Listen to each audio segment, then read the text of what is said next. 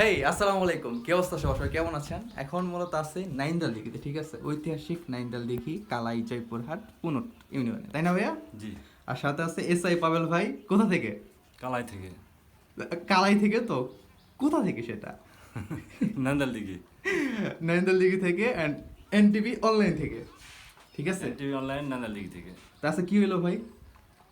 আজকে আমরা সৈকত ইসলামের একটা কন্টেন্ট রেডি করলাম, যেটা আমরা এনটিভি অনলাইনে দেওয়ার চেষ্টা করব।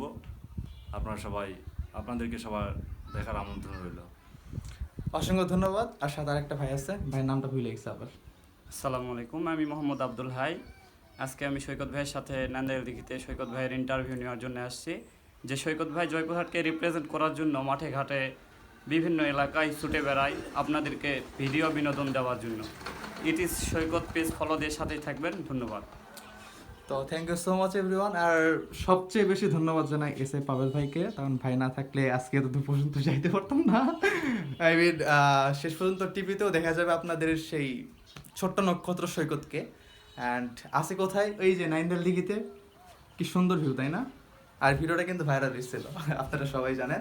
অ্যান্ড বেসিক্যালি সব থেকে বড় কথা হচ্ছে, আপনি যদি ফ্রি টাইমে যদি এই জায়গাটা যদি ঘুরতে আসেন, সত্যি আপনার অনেক বেশি ভালো লাগবে। অ্যান্ড মেন কথা, আপনি কিন্তু এখানে চাইলে আপনার ফ্যামিলি কিংবা আপনার প্রিয় কাছের মানুষটিকেও কিন্তু এখানে নিয়ে আসে কিন্তু মানে খুব ভালো একটা সময় কিন্তু উপভোগ করে নিতে পারবেন। সো যাই হোক, আজকের মতো ভিডিও এখানে শেষ করছি। দেখা হবে পরবর্তী কোনো ভিডিওতে। আল্লাহ হাফেজ।